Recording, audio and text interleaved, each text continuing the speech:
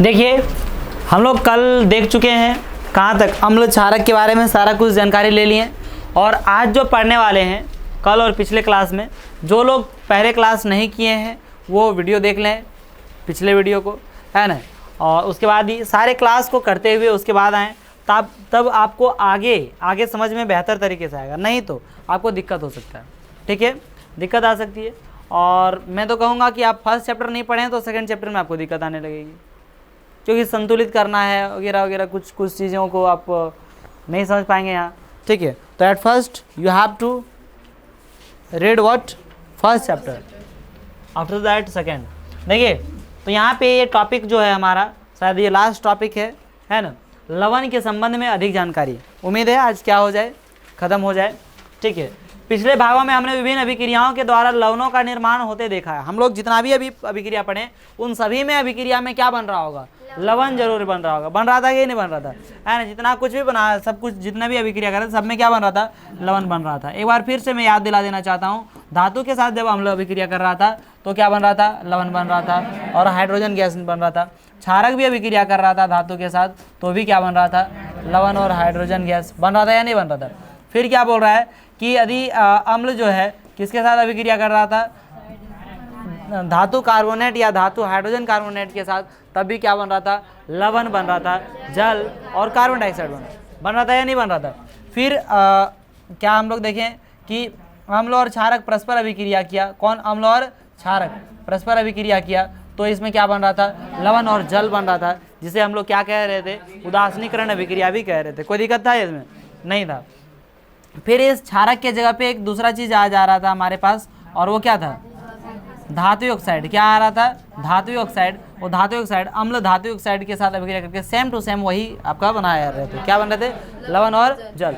अब क्या आ रहा था, अम्ल के जगह पे अब नया चीज़ आ जा रहा था, वो क्या था, अधातु ऑक्साइड। क्या आ रहा था, अधातु ऑक्साइड। इधर क्षारक है, क्षारक ही रहता था, और अधातु ऑक्साइड ये अभिक्रिया करता था, फिर भी क्या बनता था, लवण और जल। इससे हमें ये पता चला कि क्षारक क्षारक ही है, लेकिन अम्ल के जगह पे क्या आ गया, अधातु ऑक्साइड। दैट मीन्स अधातु ऑक्साइड और अम्ल का गुण जो है, ये दोनों का गुण कैसा था, एक जैसा था, है ना। यहाँ पर हम लोगों ने देखा कि अम्ल का अम्ल ही रहा, लेकिन क्या आ गया, धातु ऑक्साइड आ गया, किसके जगह पे, क्षारक के जगह पे। दैट मीन्स ये दोनों करके भी वही अभिक्रिया बना रहा था। इससे हम कह सकते हैं कि क्षारक का और धातु ऑक्साइड का जो गुण होता है वो दोनों क्या होता है, एक जैसा होता है ना।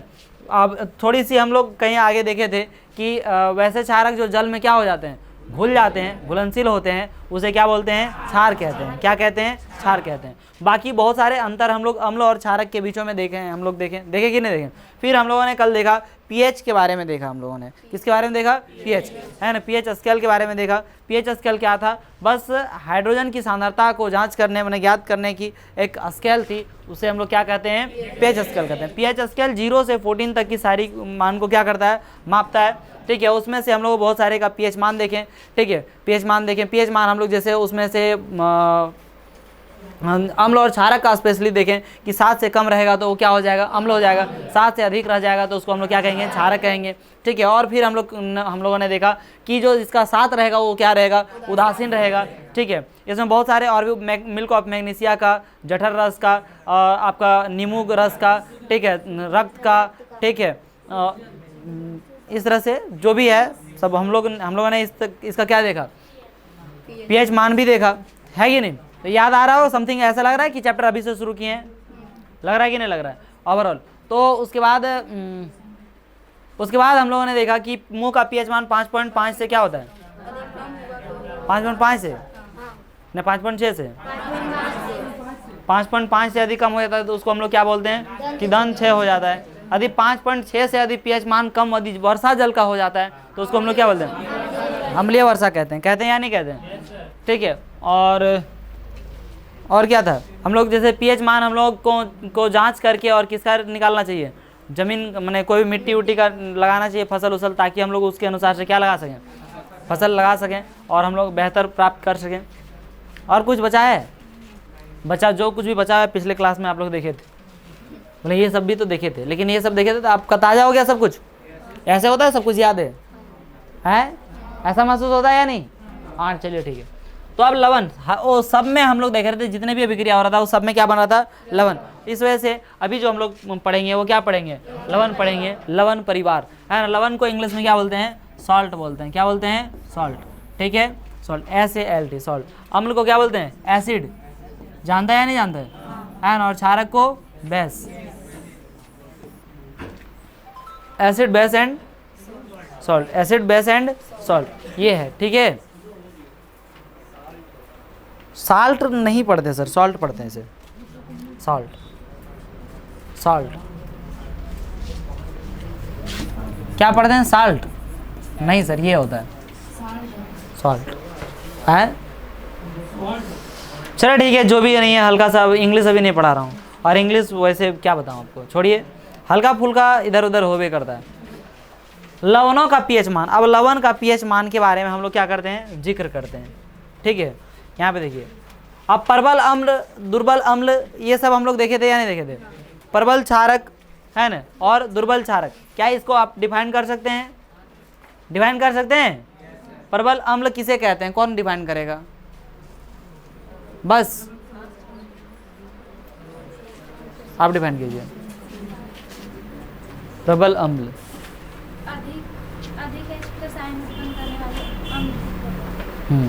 अधिक H+ आयन उत्पन्न करने वाले अम्ल को क्या, अम्ल को क्या कहेंगे, प्रबल अम्ल कहेंगे। चलिए, बहुत अच्छा, ठीक है। इसका पीएच मान कैसा रहेगा, 7 से ज़्यादा कि 7 से कम, 7 से कम। चलिए बैठ जाइए, ठीक है, बैठ जाइए। प्रबल अम्ल एवं प्रबल क्षारक के लवण के पीएच का मान 7 से होता है। कहाँ से होता है, 7 से होता है, तथा ये उदासीन होते हैं, है ना, सॉरी, पीएच का मान 7 होता है तथा ये उदासीन होता है। बोले क्या, प्रबल अम्ल एवं प्रबल क्षारक के लवण के पीएच का मान, यदि कोई एक प्रबल अम्ल ले लिए और एक क्या ले लिए, प्रबल क्षारक, और उसे क्या बना रहे हैं, लवण बना रहे हैं, तो उस लवण का जो पीएच का मान होगा वो कितना हो जाएगा, 7 हो जाएगा, तथा ये उदासीन होते हैं। जबकि प्रबल अम्ल एवं दुर्बल क्षारक के लवण के पीएच का मान 7 से कम होता है। समझिए बात को, यहाँ पे समझिए। पीएच मान हम लोग देख रहे हैं, किसका देख रहे हैं, लवण का पीएच मान देख रहे हैं। किसका पीएच मान देख रहे हैं, लवण का। तो एक एकदम हाई क्वालिटी का क्या ले लिए, अम्ल, हाई क्वालिटी का अम्ल, दैट मीन्स एकदम मतलब बहुत कम रहेगा उसका पीएच मान, रहेगा या नहीं रहेगा। और पूरा हाई क्वालिटी का क्या ले लिए, क्षारक, मतलब बहुत ज़्यादा रहेगा, इसका एकदम 14 के आसपास। और इन दोनों को क्या करवाएं, अभिक्रिया करवाएं, तो इसका जो लवण का पीएच मान होगा वो क्या होगा, 7 होगा। दैट मीन्स उदासीन, दैट मीन्स क्या हो जाएगा, उदासीन। अब अम्ल बहुत कम लेते हैं, अम्ल क्या लेते हैं, बहुत कम, माने अम्ल लेते हैं दुर्बल अम्ल। दुर्बल अम्ल बोले तो 7 के करीब करीब का लेते हैं, माने 6 से 6 लेते हैं, माने कुछ भी हो जो 7 के क्या हो, करीब हो, ठीक है, वैसा अम्ल, ठीक है, दुर्बल अम्ल ले लिए। और एक क्या ले लिए, प्रबल क्षारक, क्या ले लिए, प्रबल क्षारक, दुर्बल अम्ल और प्रबल क्षारक। अब बताइए क्या होगा ये, अब दुर्बल अम्ल लिए हैं मैंने, और ये क्या लिए, प्रबल क्षारक, इसका पीएच मान क्या होगा, 7 से कम होगा कि 7 से ऊपर होगा, 7 से अधिक हो जाएगा, क्योंकि ये अपने ही अधिक है, एकदम 7 के करीब है, और वो भी क्या है, अधिक है, तो वो उस पट्टी पर, ये पट्टी नहीं आएगा, कहाँ चल जाएगा, वही पट्टी, मतलब खींच के उधरे चल जाएगा। समझे कि नहीं समझे, यही बतिया, यदि ये अम्ल क्या रहेगा, प्रबल रहेगा, प्रबल रहेगा मतलब क्या रहेगा, बहुत कम रहेगा, 7 से बहुत कम रहेगा, रहेगा कि नहीं रहेगा। और एक क्या ले लिया, दुर्बल क्षारक, दुर्बल क्षारक मतलब वो भी क्या रहेगा, एकदम 7 के करीब रह जाएगा, उधर 14 की ओर नहीं, इधर, समझे कि नहीं। तो आप बताइए, इन दोनों का अभिक्रिया करवाता है, मतलब किसको, प्रबल अम्ल को, और कौन सा, दुर्बल क्षारक को। तो बताइए वो 7 से अधिक हो जाएगा उसका पीएच मान कि 7 से कम हो जाएगा। तो ये अपने आप एक बार सोचने की बात है ना जी, ये आप भी थोड़ा सा दिमाग ला लेते तो कर सकते थे, कोई दिक्कत नहीं है। लेकिन हाँ, स्थिर रख के, आप हड़बड़ी में करेंगे तो इसे कर नहीं पाएंगे, बहुत बड़ा दुविधा वाली बात नहीं है, लेकिन फिर भी वही लिखा हो। जबकि प्रबल अम्ल एकदम पूरा हाई क्वालिटी का क्या ले लिए, अम्ल ले लिए, और दुर्बल क्षारक, दुर्बल क्षारक ले लिए, दुर्बल क्षारक ले लिए, दैट मीन्स दुर्बल क्षारक मतलब 7 की आसपास ही होगा, उसका मंडरा होगा, तो वो 7 को घसीट के किधर ले आएगा, 7 के इस पार ले आएगा। दैट मीन्स क्या, लवण के पीएच का मान 7 से क्या हो जाएगा, कम होता है। तथा ये अम्लीय होते हैं, और वो कौन से गुण के हो जाएंगे, अम्लीय गुण के हो जाएंगे। जब 7 से कम हो जाएगा तो कौन सा गुण, 7 से ज़्यादा हो जाएगा तब प्रबल क्षारक। अब कौन सा लेते हैं, प्रबल क्षारक, जे प्रबल रहेगा उसी की ओर जाएगा। क्षारक ले रहे हैं प्रबल तो किधर चल जाएगा, है ना, दोनों प्रबल रहेगा तब क्या हो जाएगा, बीच में। अब दो दमदार आदमी है तो क्या दोनों में कोनों में हार जीत होगा, नहीं होगा, है ना, बीचों बीच क्या होगा, युद्ध क्या हो जाएगा, रुक जाएगा, है नहीं। वैसे दोनों प्रबल तो एवं दुर्बल अम्ल के लवण के प्रबल क्षारक एवं दुर्बल अम्ल, तो प्रबल क्षारक है, दैट मीन्स किधर जाएगा ये 7 से अधिक, ठीक है ऐसे। और ये कौन सी गुण के हो जाएंगे? कोई दिक्कत है? साधारण नमक से रसायन, साधारण नमक से क्या बोला जा रहा है? रसायन, है ना। देखिए आप जानते हैं कि हाइड्रोक्लोरिक अम्ल एवं सोडियम हाइड्रोक्साइड के विलयन की अभिक्रिया से उत्पन्न लवण को सोडियम क्लोराइड कहते हैं। कौन कौन सा बताया जा रहा है? देखिए हाइड्रोक्लोरिक अम्ल, हाइड्रोक्लोरिक अम्ल मतलब HCl प्लस सोडियम हाइड्रोक्साइड मतलब बताइए ये क्या क्या है? ये क्या है? और ये दोनों अभिक्रिया करेगा क्या हो जाएगा? लवण बनाएगा, मतलब क्या हो जाएगा? NaCl प्लस क्या हो जाएगा? H2O, है ना, H2O संतुलित करना है।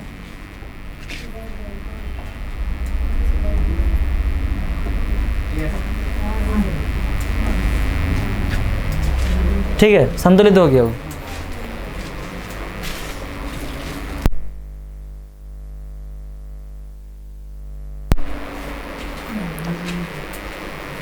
देखिए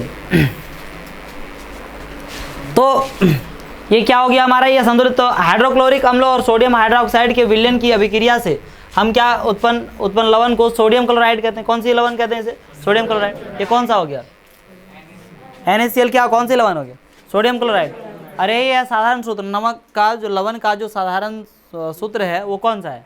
NaCl। इसी लवण का हम अपने भोजन में उपयोग करते हैं। इसी लवण का क्या करते हैं हम लोग? अपने भोजन में उपयोग करते हैं। ऊपर के क्रियाकलाप में आपने देखा होगा कि यह एक उदासीन लवण है। ये कौन सी क्रिया है? ये कौन सा?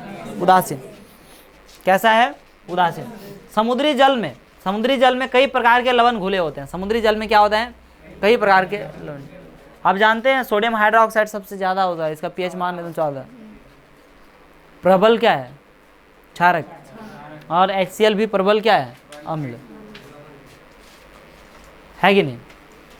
तो समुद्री जल में कई प्रकार के लवण घुले होते हैं। इन लवणों से सोडियम क्लोराइड को पृथक किया जाता है। इन लवणों से सोडियम क्लोराइड को क्या किया जाता है? पृथक। विश्व के कई भागों में भी ठोस लवण का निक्षेप होता है। बड़े आकार के यह क्रिस्टल प्राय अपद्रव्यों के कारण भूरे रंग के होते हैं। इसे खनिज नमक कहते हैं। कौन सी कहते हैं? यह खनिज नमक तब बने जब युगों के व्यतीत होने के साथ समुद्र का कोई हिस्सा सूख गया था, है ना। कोई हिस्सा क्या कर गया? सूख गया। तब खनिज नमक का खनन भी कोयले की तरह होता है। खनिज नमक का खनन भी किस तरह से होता है? कोयले की तरह, है ना, एकदम जमा हुआ है, उसको खनन किए कोयला की तरह। आपने महात्मा गांधी के दांडी यात्रा के बारे में अवश्य सुना होगा। नहीं सुना है तो दूसरा चैप्टर में हिस्ट्री चैप्टर 2 में सुनेंगे, पढ़े नहीं है अभी, है ना। इसके बाद वही पढ़ना है शायद। सिविक्स क्या बात करते हैं? अच्छा सिविक्स नहीं पढ़ा है अभी, ये पढ़ा है। अच्छा सिविक्स पढ़ाना, उसके बाद हिस्ट्री ने, वैसे साइंस के बाद हिस्ट्री था। अच्छा कोई नहीं, ठीक है, छोड़िए। अच्छा उसके बाद मैंने वही देखना है, तो दोनों एक साथ हो जाएगा सोशल साइंस। आपने महात्मा गांधी के दांडी यात्रा के बारे में अवश्य सुना होगा। क्या आप जानते हैं कि हमारे स्वतंत्रता संग्राम में नमक एक महत्वपूर्ण प्रतीक था कि नहीं? महात्मा गांधी को देख रहे हैं इधर बाबा, यो बाबा, ये बचवा क्या है रे? भीरू, पंडित जवाहरलाल नेहरू, क्या बात कर? हाय दादी, बाबा, यो बाबा, बड़ी तहलका मचा के रख ली तू, है ना। एक हीरो थे, हीरो ने क्या? इंदिरा गांधी को उस टाइम सदियन में, तो राहुल गांधी कहाँ से आ गया? छोड़िए, बाबा साहब क्या जा रहा है? मनुआ ये छोटा पैक है, तो तुम उसी समय से इतने बड़ा है क्या? हाँ रे, चल अच्छा कोई बात नहीं। दांडी यात्रा देखा तो तुम है? हंसता है। 1857 की क्रांति देखा था। यह वजह से थोड़ा ज़्यादा मन में हलचल नहीं होता है, क्योंकि सब क्रांति देख चुका है। देखिए साधारण नमक रसायनों का कच्चा पदार्थ, साधारण नमक रसायनों का क्या कच्चा पदार्थ। कोई दिक्कत है? नहीं। आर्यन बाबू, आई एम हियर। हाँ, इस प्रकार प्राप्त साधारण नमक हमारे दैनिक उपयोग के कई पदार्थों जैसे sodium hydroxide, baking soda, washing soda, व्यंजक चूर्ण आदि के लिए एक महत्वपूर्ण कच्चा पदार्थ है। अब जैसे देखिए जितना भी कुछ है हम लोग पूरा चैप्टर में सब कुछ देख लिया, अब उससे इस्तेमाल करेंगे कुछ कुछ चीज़ों को, है ना। चैप्टर में जो चीज़ हम लोगों को जानना चाहिए था वो सब कुछ क्या करनी है, जान लिया। तो बोलेंगे आगे जो वो सब नहीं जानना है उसको भी जानना है, वो अति आवश्यक है, इम्पॉर्टेंट है वो भी, है ना, और बहुत ही इम्पॉर्टेंट है। ठीक है, तो उसमें से आ गया क्या आपका, आ गया सोडियम हाइड्रोक्साइड, आ गया बेकिंग सोडा, वॉशिंग सोडा, समझ में आ रहा है सब, खाने का सोडा, वॉशिंग सोडा, धोने का सोडा, व्यंजक चूर्ण में जानते हैं शायद इसका नाम ब्लीचिंग पाउडर, आप जानते होंगे ब्लीचिंग पाउडर, नाम सुने कि नहीं। तो CaOCl2। अभी आगे सबका फॉर्मूला देख रहे हैं सबका, लिसन टू मी। एक महत्वपूर्ण कच्चा पदार्थ है, ये सब क्या है, कच्चा पदार्थ जो कि बनता है, किससे बनता है, लवण का उपयोग, साधारण। ठीक है, आइए देखते हैं कि कैसे एक पदार्थ का उपयोग विभिन्न पदार्थ बनाने के लिए करते हैं।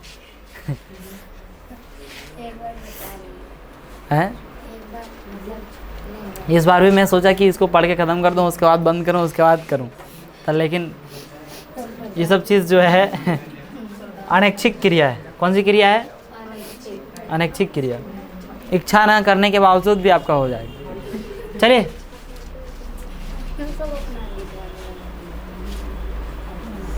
तीनों खड़ा जाओ, आर्यन, बीरू और आनंद, और तीनों खड़ा होके एगो वहाँ पे चल जाओ, एंड एगो वहाँ पे रहो, अरे वो यहाँ पे आ जाओ। Come on fast. Aryan come here. क्या पढ़ने का बात क्या कर रहा था अभी, यहाँ पे जितना बात कर रहे हैं मैं पढ़ाता हूँ वही चीज़ सुनो, है ना। जितना बात करना है बाद में डिस्कस करना है इसका, कि देखा वहाँ पे ऐसे हुआ था, ऐसे बात है, ऐसी बात है, पढ़ने के बीच में नहीं यहाँ बात करेंगे।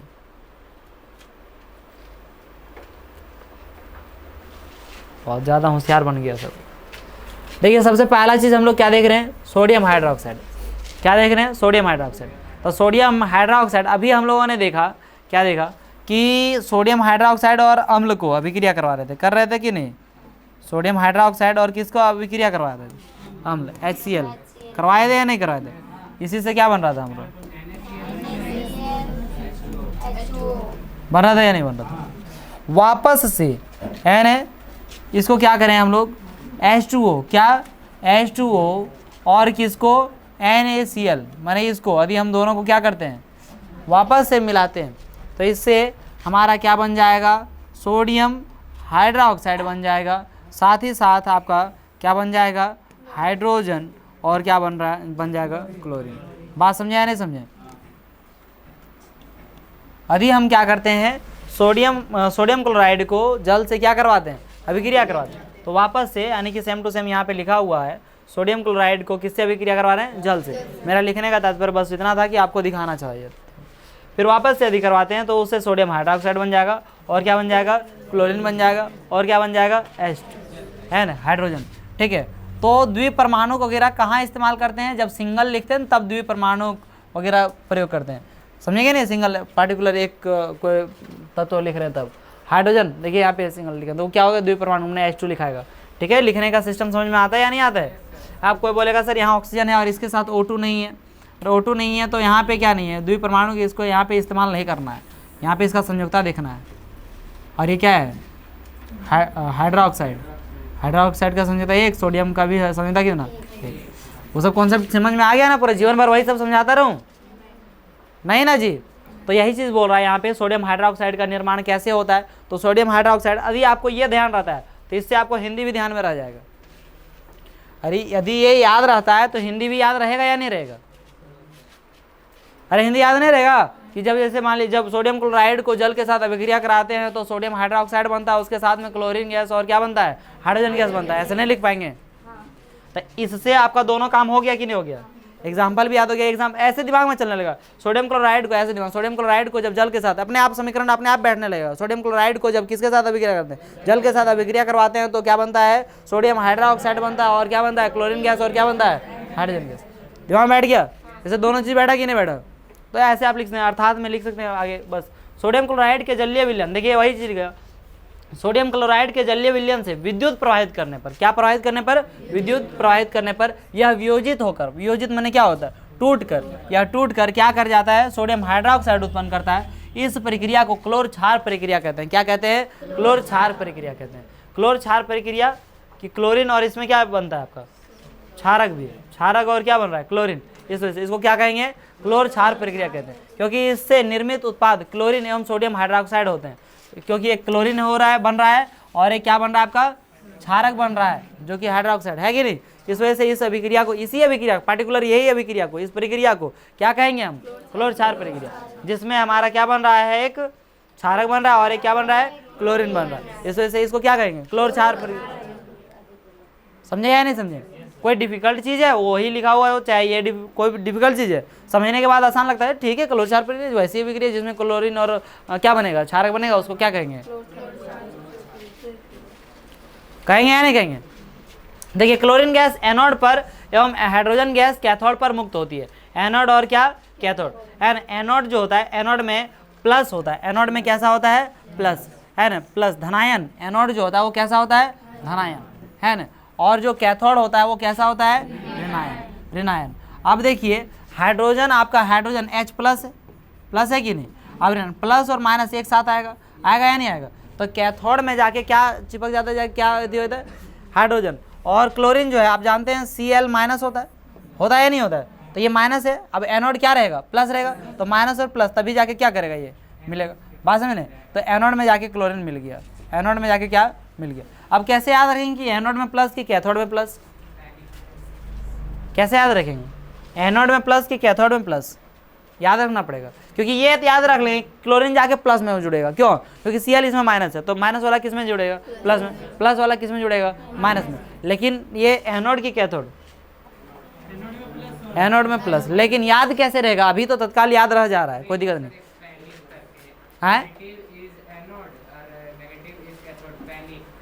पैनिक, क्या करके, पैनिक, इससे क्या हो गया, पॉजिटिव इज एनोड और नेगेटिव इज कैथोड। अच्छा, पॉजिटिव इज एनोड, ऐसे याद रख सकते हैं, पॉजिटिव इज एनोड, मुझे ऐसे तो मैं अलग ढंग से याद रखा हूँ थोड़ा, पॉजिटिव इज एनोड और नेगेटिव इज कैथोड, समझे ना, बहुत अच्छा है, ये भी अच्छा है, कोई दिक्कत नहीं है। बस मैं याद रखा था ए से ऐड, ए से एनोड, ए से ऐड, ए से एनोड, हाँ ए प्लस, हाँ ए प्लस, ऐसे तो वही मैं याद रखा था, क्या याद रखा था, ए से एनोड और ए से क्या, ऐड। एनोड में कैसा रहेगा, ऐड, ऐड में क्या होता है, जोड़, ऐड में जोड़ना होता है, जैसे याद रखना, समझ गए बात को। एनोड में क्या होता है, प्लस होता है, धनायन होता है, आप जैसे याद रखना है याद रखो उसको, याद रखने का काम किन का, ट्रिक 2-3 दे, अब इतना डिस्कस हो गया तो मेरे ख्याल से अब याद रहेगा, अब तो कोई भी तरीके से याद रहेगा आपको, है ना। ए प्लस भी, ये भी तरीका ठीक है, अभी 9th क्लास एग्जाम दिए आप लोग, ठीक है, ए प्लस, ए प्लस, ए प्लस ऐसे बोल दें, एनोड में क्या, प्लस, ये भी ठीक है, बहुत परफेक्ट नजर आया, ये भी तो हमको बहुत अच्छा, ए प्लस, एनोड में क्या रहेगा, प्लस, नहीं मज़ेदार है, बहुत मज़ेदार। अरे यही दिमाग लाएंगे तो बहुत ज़्यादा कुछ हो सकता है। कैथोड पर सोडियम हाइड्रोक्साइड विलयन का निर्माण भी होता है ना, कैथोड पर सोडियम हाइड्रोक्साइड विलयन का निर्माण भी होता है। इस प्रक्रिया से उत्पन्न हुए तीनों उत्पाद उपयोगी है। तीनों उत्पाद क्या है, उपयोगी, तीनों उपयोगी है या नहीं है, तीनों बहुत उपयोगी है ना। इसको ऐसे दिखाया गया, देखिए आप,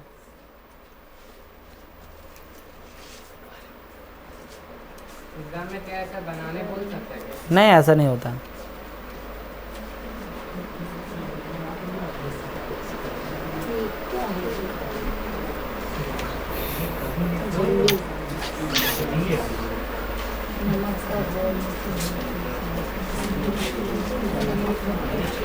देखिए ये क्या था, नमक का घोल, नमक का घोल और उसमें क्या जल, नमक का घोल और जल है ना।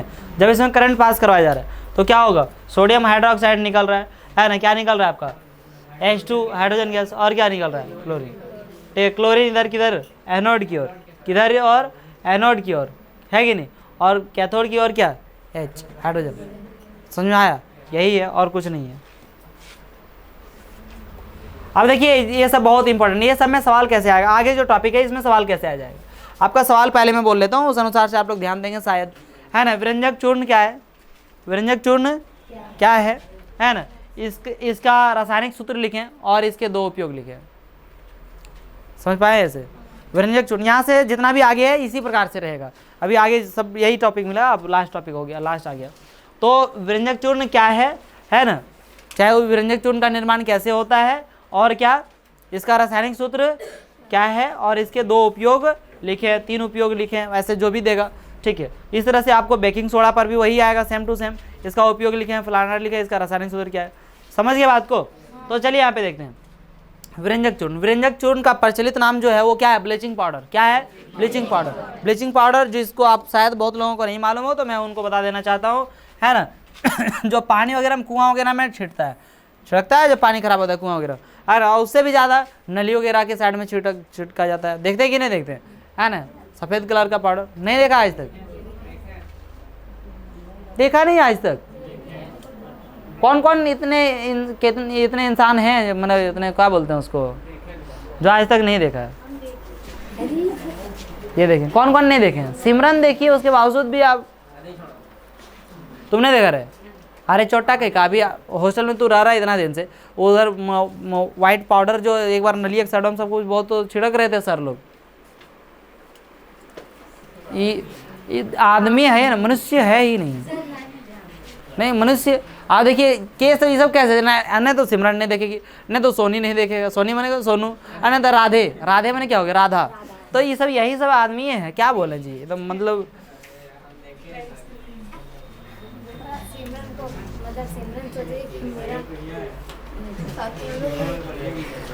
आप लोग का साथी है वो आपका भाई बंधु, बहन बंधु है, भाई बंधु नहीं।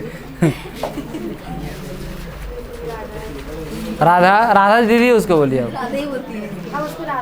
राधा दीदी बोलिए तो उसको, राधा दीदी, हाँ अब से राधा दीदी। और उसको सोनी दीदी बोलेंगे, सोनू आप क्या बोलिएगा, सोनी दीदी। अरे मेरे तरफ से आप बोलिएगा, कोई दिक्कत नहीं, कोई कुछ नहीं कर सकता है, कहीं भी बोल सकते हैं, कोई दिक्कत नहीं है, वो सबका उतना इज्जत है। स्कूल में भी बोल सकते हैं, सोनी दीदी इधर आइए ना, बुला सकते हैं, कोई दिक्कत नहीं। और राधा दीदी, सब कोई दिक्कत है। देखिए आप जानते हैं, सोनी दीदी और राधा दीदी नहीं, आप जानते हैं जलीय सोडियम क्लोराइड, क्या जलीय सोडियम क्लोराइड मैंने लवण जल के विद्युत अपघटन से क्लोरीन का निर्माण होता है। अभी देखिए ना ऊपर क्लोरीन का निर्माण हुआ। उस क्लोरीन गैस का उपयोग व्यंजक चूर्ण के उत्पादन के लिए किया जा सकता है। शुष्क बुझा हुआ चूना, शुष्क बुझा हुआ चूना CaOH का क्या, हॉल्ट है ना, शुष्क बुझा हुआ चूना, समझे कि नहीं। और एक आएगा क्या, बिना बुझा हुआ चूना। एक क्या आएगा, बिना बुझा हुआ चूना को क्या बोलते हैं, CaO, शुष्क बुझा हुआ चूना। और एक क्या, बिना बुझा हुआ चूना, दोनों याद रहेगा। ये क्या, सूखा, बिना बुझा हुआ चूना, याद रहेगा। दोनों सूत्र याद रखिए, इंपॉर्टेंट है। बिना बुझा हुआ चूना का सूत्र क्या होता है, और शुष्क बुझा हुआ चूना का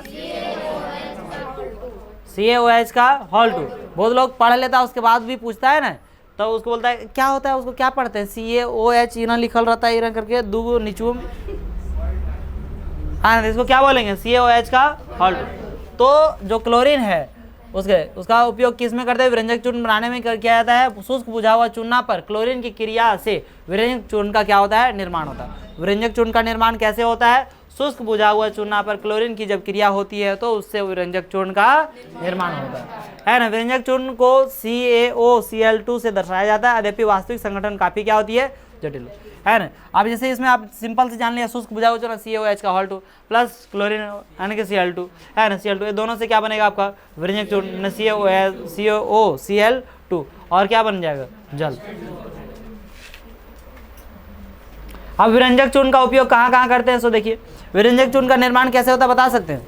अब इसको भी याद कैसे रखेंगे, कैल्शियम हाइड्रोक्साइड जिसको हम लोग और क्या बोल सकते हैं, शुष्क बुझा हुआ चूना। शुष्क बुझा हुआ चूना के साथ जब क्या अभिक्रिया करेगा, क्लोरीन अभिक्रिया करती है तो विरंजक चूर्ण बनता है, अर्थात विरंजक चूर्ण के ब्रैकेट में फॉर्मूला लिखेंगे सूत्र CaOCl2 और क्या बनता है, जल बनता है ना, है ना। जैसे जब भी आप लिखते हैं ना, जब भी आप केमिस्ट्री में कुछ भी चीज़ ऐसे लिखेंगे तो आपको एक नंबर बढ़ाने का तो कुछ तरीका मैं बताता हूँ। जैसे मान लीजिए कि लिख रहे हैं आप, क्या लिख रहे हैं, विरंजक चूर्ण, क्या लिख रहे हैं, विरंजक चूर्ण के बारे में लिख रहे हैं। जैसे क्वेश्चन आ गया कि विरंजक चूर्ण क्या है, ठीक है। अब इसको आप दूसरे नाम भी जानते हैं तो इसमें लिख दीजिए, कौन सा लिख रहे हैं,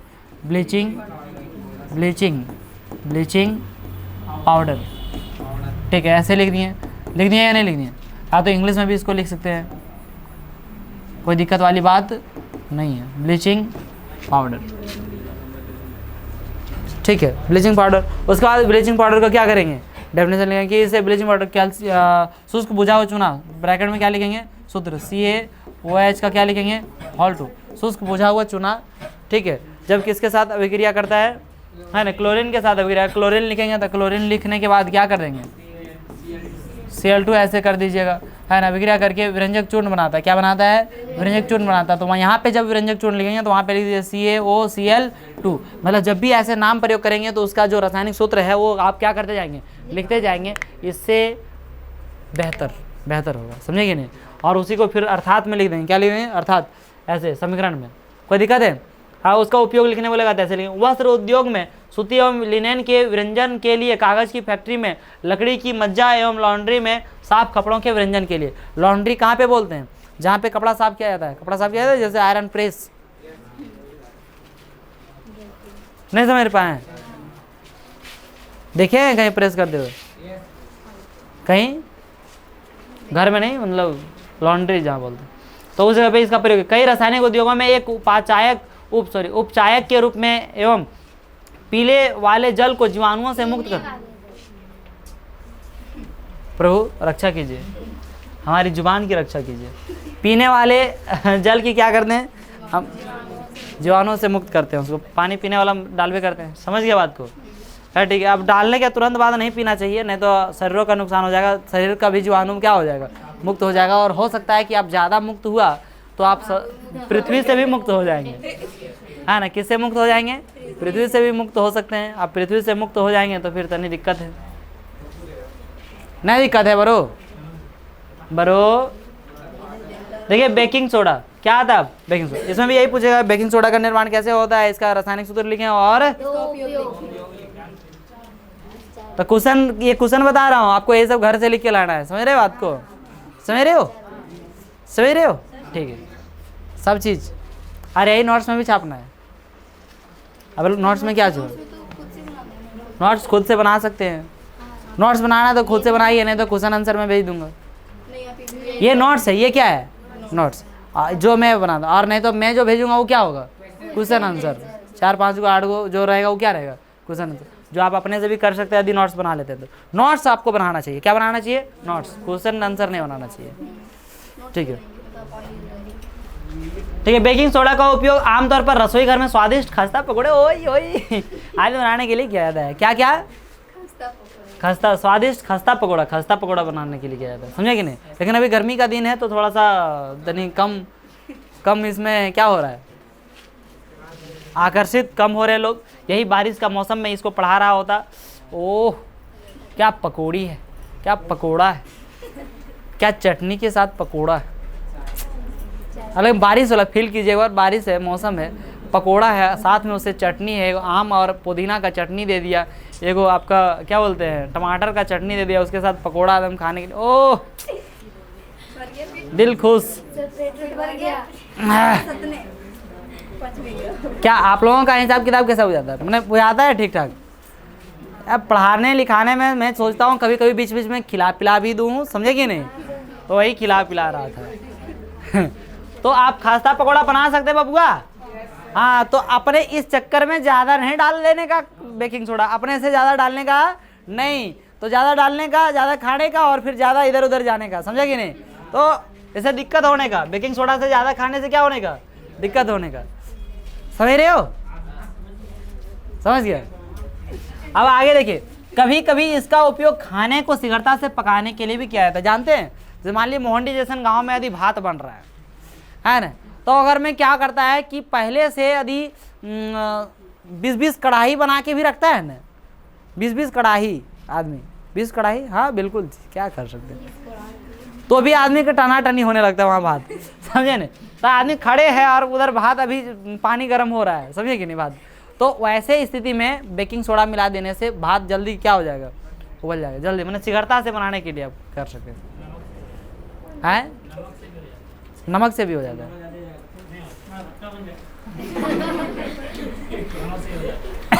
नमक से भी होता है, जल्दी बन जाता है।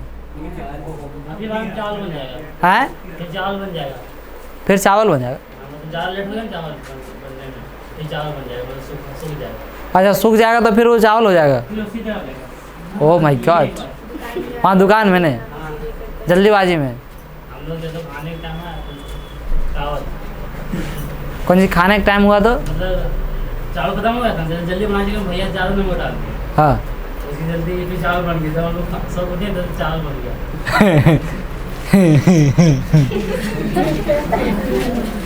चलो ध्यान दो इधर।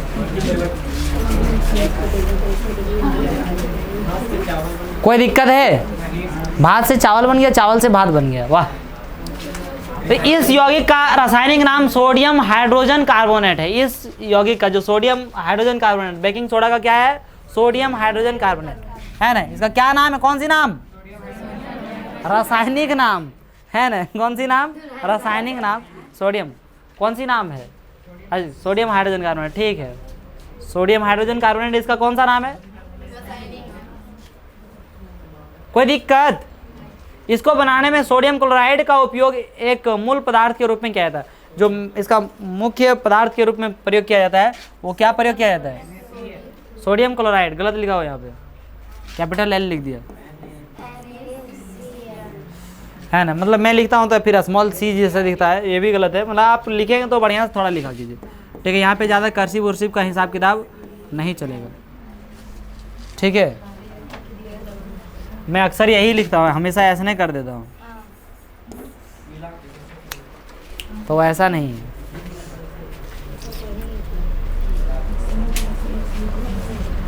तो सोडियम क्लोराइड, जल, कार्बन डाइऑक्साइड और क्या, अमोनियम, सबको मिला दिया, क्या बन गया, अमोनियम क्लोराइड बन गया ये। और इधर क्या बन गया, सोडियम हाइड्रोजन कार्बोनेट, ठीक है। इसको ऐसे याद रख सकते हैं, और क्या कर सकते हैं, कुछ नहीं, रटना पड़ेगा, रटना पड़ेगा, ठीक है। अब देखिए सोडियम हाइड्रोजन कार्बोनेट के पीएच का मान की जांच की थी, क्या आप यह संबंध स्थापित कर सकते हैं कि क्यों इसका उपयोग एक अम्ल को उदासीन करने में किया जाता है। अम्ल को उदासीन करने में, क्योंकि ये क्षारकीय है। सोडियम हाइड्रोजन कार्बोनेट एक कैसा है, क्षारकीय, एक दुर्बल असंचारक क्षारीय लवण है। ये क्या है, असंचारक क्षारीय लवण है। खाना पकाते समय इसे गर्म करने पर निम्न अभिक्रिया होती है। खाना पकाते समय इसमें गर्म करने पर क्या होती है, निम्न अभिक्रिया होती है।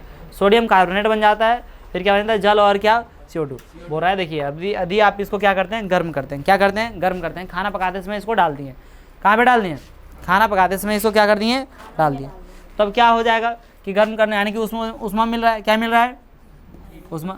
ओह माय गॉड, कहाँ जाती है,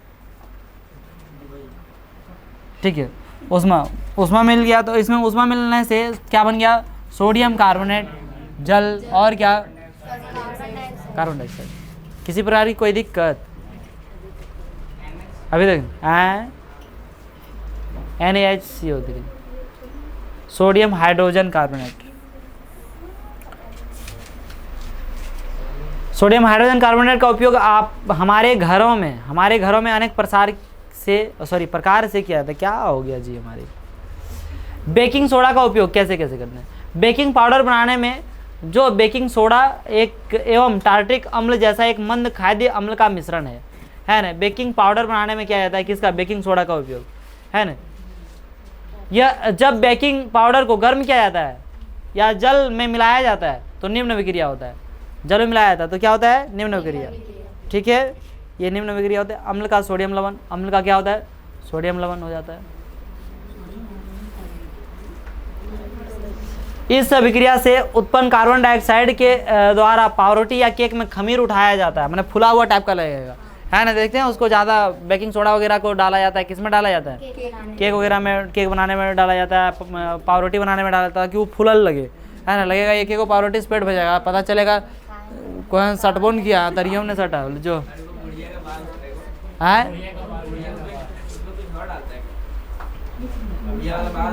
पता नहीं क्या होता है। हाँ, सोडियम हाइड्रोजन कार्बोनेट भी एंटीसिड का एक संघटक है। बोला सोडियम हाइड्रोजन कार्बोनेट भी एंटीसिड का एक क्या है, संघटक है। क्षारीय होने के कारण यह पेट में अम्ल की अधिकता को उदासीन करके राहत पहुंचाता है। एंटीसिड मैंने समझे, एसिड ज़्यादा होने पर इसको खाने का। सोडियम हाइड्रोजन कार्बोनेट आप ले सकते हैं, क्या ले सकते हैं, मैंने बेकिंग सोडा ले सकते हैं। आप ज़्यादा खा लिए हैं तक इसको यूज़ कर सकते हैं, आप ज़्यादा नहीं खाते ना। इसका उपयोग सोडा अम्ल अग्निशामक में भी किया जाता है। सोडा अग्निशामक मतलब आग बुझाने में,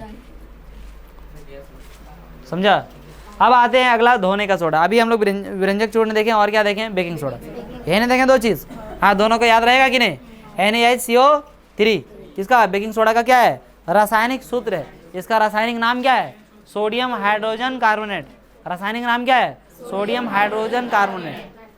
हो जाएगा या नहीं, कोई दिक्कत है। बेकिंग पाउडर के बारे में जिक्र था, उसके बारे में कुछ बेकिंग पाउडर, अरे वही बेकिंग सोडा को उसको किसके रूप में बनाया जाता है, पाउडर के रूप में उसको बनाया जाता है। इसी वजह से उसको क्या, जैसे मान लीजिए दूध है, दूध का पाउडर होता है ना जना, सेरम, बस और कुछ नहीं है।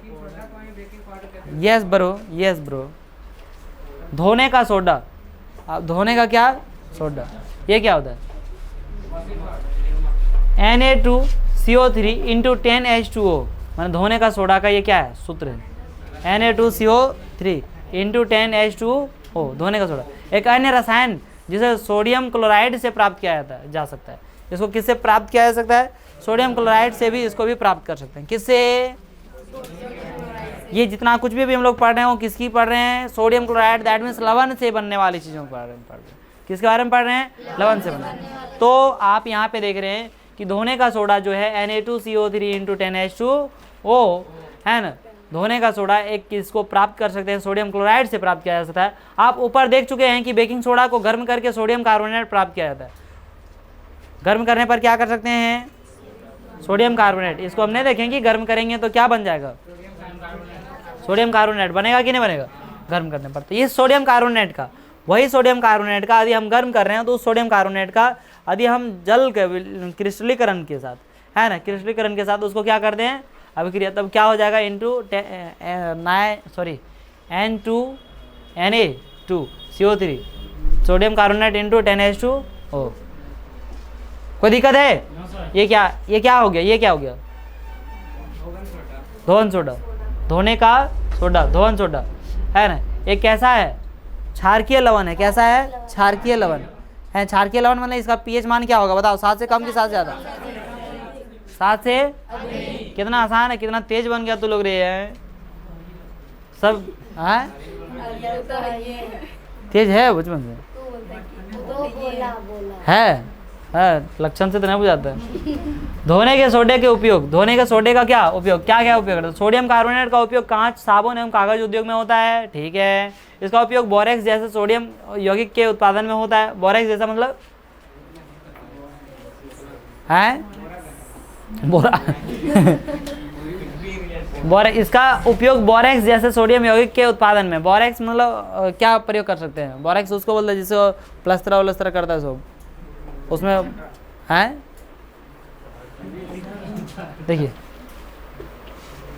देखिए आगे, सोडियम कार्बोनेट का उपयोग घरों में साफ सफाई के लिए भी होता है। सोडियम कार्बोनेट का उपयोग क्या, धोने का सोडा साफ सफाई के लिए भी।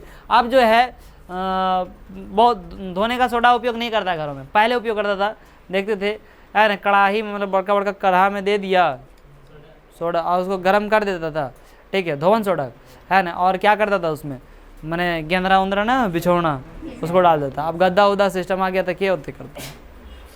अब गद्दा को धोना नहीं है, वही घिना में सुतना है हमेशा में ना, खाली उसको धूप में फैलाना। गद्दा क्या धोएगा जी, गद्दा अगर एक बार धो फेंक दो सीधे, ठीक है।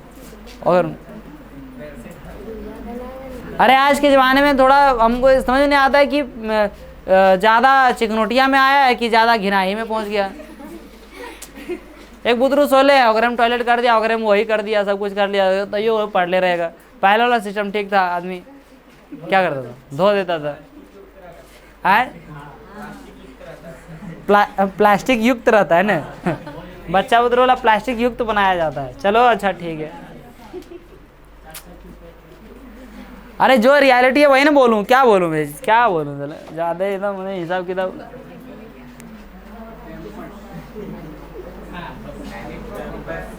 बड़े एकदम पूरा घिना पैम्पर्स, वो कमे घिना वाला चीज़ है जी, बताइए। अरे ना यूज़ करता है क्या?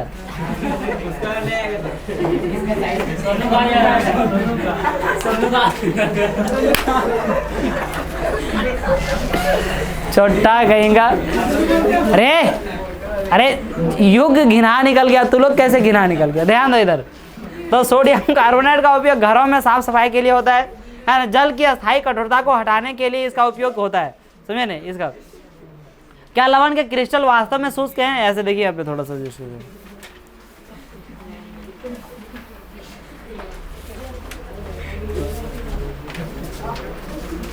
पर शुष्क दिखने वाले कॉपर सल्फेट के क्रिस्टलों में क्रिस्टलन का जल होता है। जब हम क्रिस्टल को गर्म करते हैं तो यह जल हट जाता है एवं लवण का रंग सफेद हो जाता है।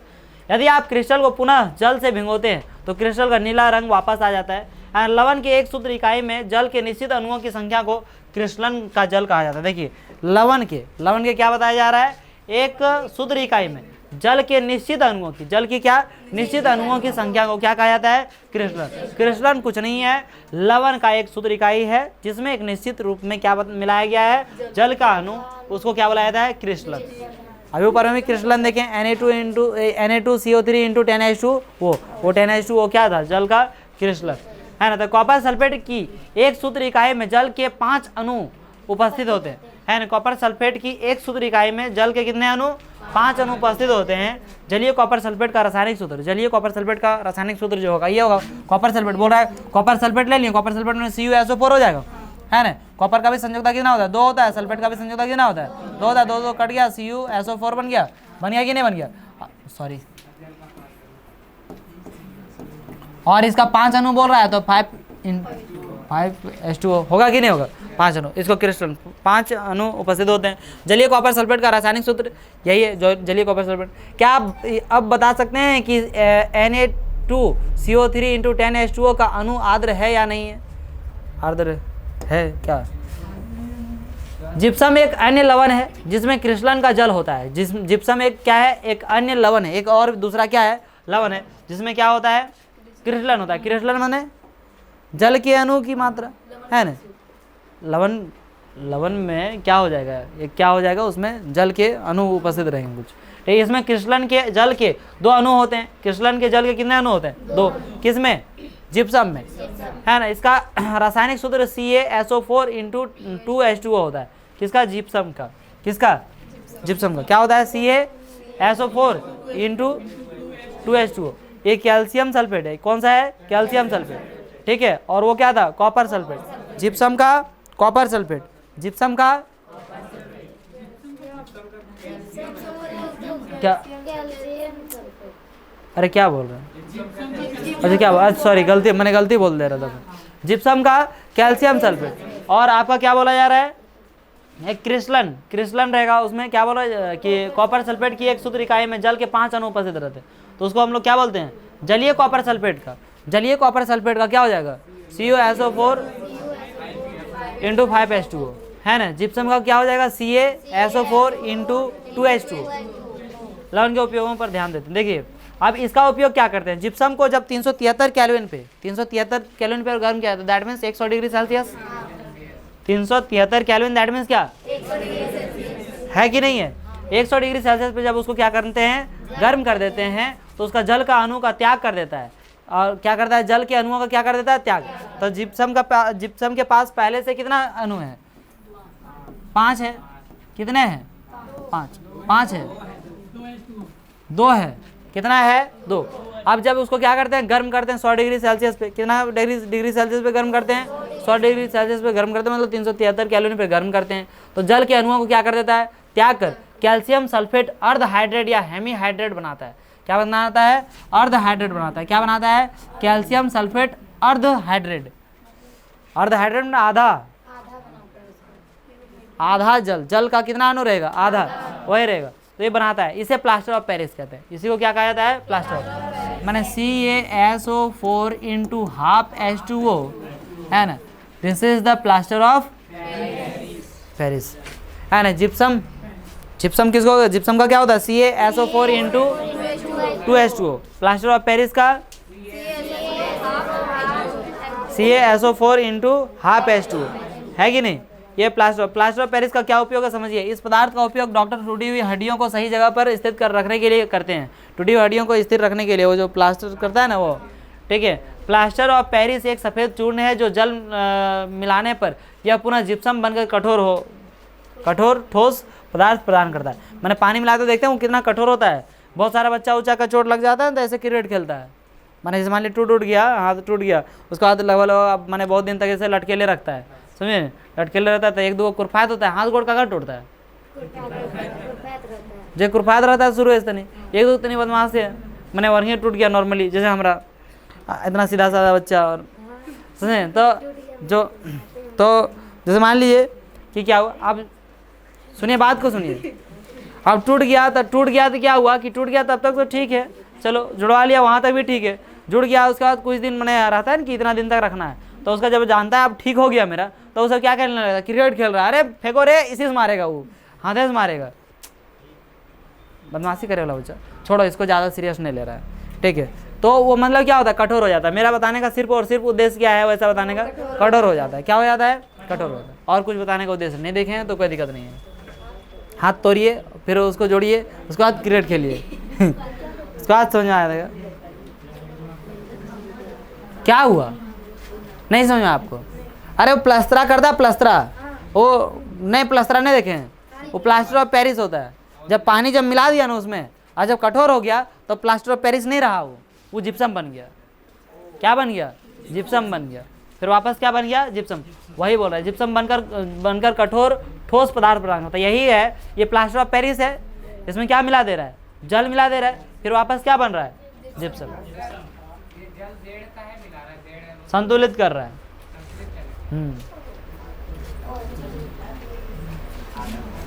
ध्यान दीजिए कि जल का केवल आधा अणु क्रिस्टलन के जल के रूप में जुड़ा होता है। जल का आधा अणु कैसे प्राप्त होता है? CaSO4 का 2 इकाई सूत्र जल के एक अणु के साथ साझेदारी करते हैं। प्लास्टर ऑफ पेरिस का उपयोग खिलौना बनाने, क्या करने के लिए? खिलौना बनाने, सजावट का सामान एवं सतह का चिकना बनाने के लिए किया जाता है। प्लास्टर ऑफ पेरिस का मूर्ति उर्ति बनाता है ना, मूर्ति उर्ति, दुर्गा माँ का, काली माँ का, किन्हीं का भी, जो उसमें प्रयोग करते हैं। किसका? Plaster of Paris. क्या करने के लिए? चिकना करने के लिए। पता करेंगे कैल्शियम सल्फेट अर्धहाइड्रेट को प्लास्टर ऑफ पेरिस क्यों कहा जाता है? पता करो जाके। खत्म हो गया समापद। तो इसमें प्लास्टर ऑफ पेरिस का निर्माण कैसे होता है, इसका 2 उपयोग लिखें। ऐसे लिख सकते हैं या नहीं लिख सकते? कोई दिक्कत है तो अभी फिलहाल सब उपयोग लिख लीजिएगा। अभी फिलहाल क्या लिखिएगा? सब उपयोग। क्वेश्चन में जब आएगा तब देखा जाएगा। तो आज क्लास यहीं पे रखूँ, ये खत्म हो जाए 11 चैप्टर है ना। आज कितना तारीख हो? 24 तारीख है ना। दैट मीन्स क्या हो गया?